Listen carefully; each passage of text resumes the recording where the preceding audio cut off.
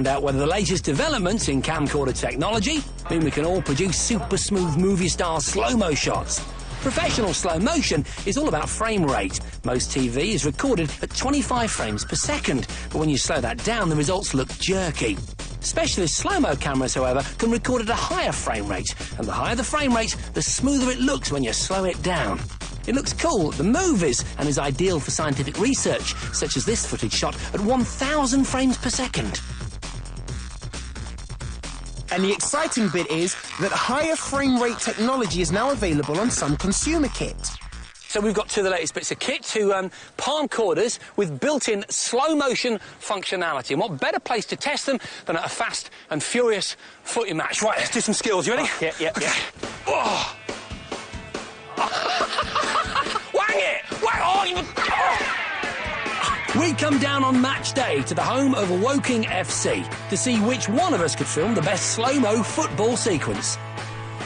I'd be using this, the Sanyo Exacti HD 2000, which Sanyo claim is the world's first dual camera available to record at full progressive HD.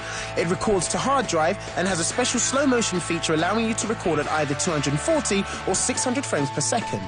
Whereas I'd be using the hot-off-the-shelf and rather funky-looking HMX R10 from Samsung, the world's smallest HD camcorder. It's got similar slow-mo options at either 300 or 600 frames per second, and its unique sloping lens design should apparently make capturing the action much easier. Before the match got underway, we fired in some penalties to get familiar with our camera's slow-mo capabilities.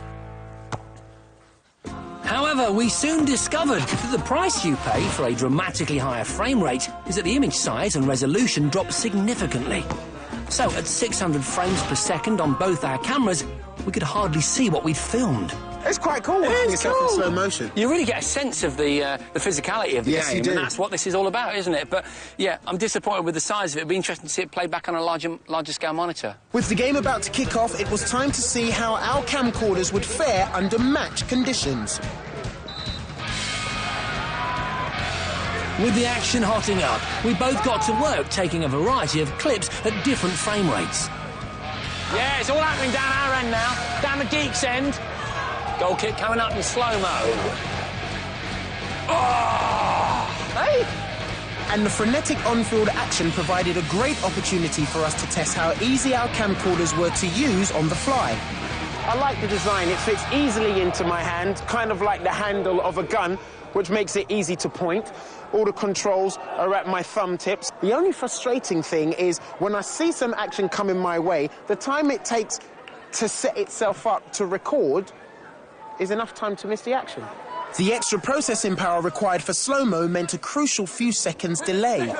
I missed that. Meanwhile, I was having usability issues of a different nature. I've got to be honest, I'm not enjoying using this camera. I mean, look at this lens configuration. Can you see that? It's kind of pointed up. The idea is that you're supposed to hold it like this, which they reckon is a more natural position to hold the camera, but I've spent years training myself to hold the camera like that, or like that, and so I keep instinctively, if the ball's flying towards me, I'll try and point the camera at the ball, I'll miss it altogether. Also, the massive amount of information being processed while recording at hundreds of frames a second meant we were both restricted to 10-second clips. I got the whole event, everything, the foul, I got the referee walking up, and then as he went in like that, the 10 seconds was over, and I didn't get the yellow card. That's why that 10-second slow-mo cut-off is ridiculous. However, we were still getting some decent results, and for me, the image size on the Sanyo wasn't a huge problem. During playback at 600 frames per second, I've only got a small image. However, when I'm recording this image, I get to use the whole screen, which makes shooting it a whole lot easier. Unfortunately, I wasn't finding it so easy. This is so small, this frame. It is like trying to film a postage stamp. Try and find the ball on there, because I can't. As we headed into injury time, the game was still goalless, but everything was still to play for as we both tried to grab some last-minute action.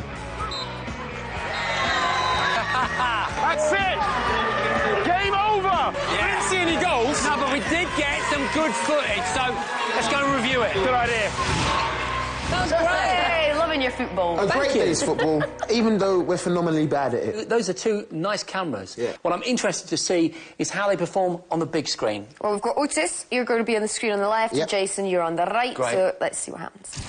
Wow. That's better than you expected, isn't Much it? better, isn't it? Both of them. But I'm getting a feeling that the Samsung, my camera, is just got a little bit more richness to the image. Even though it was easier for me to capture what action I did using my camera because I had the whole screen. Yeah. What you've got is better. Yeah. Well, it looks better. For me, the technology's obviously got a very long way to go. Yeah. But the resolution and the contrast that you've got from the Samsung just pips you at the post. It's not a match to the day standards. Not yet. Not yet. But definitely, I think that Samsung's got the edge. So that means I win? Yeah. Yay! OK, so Jason has won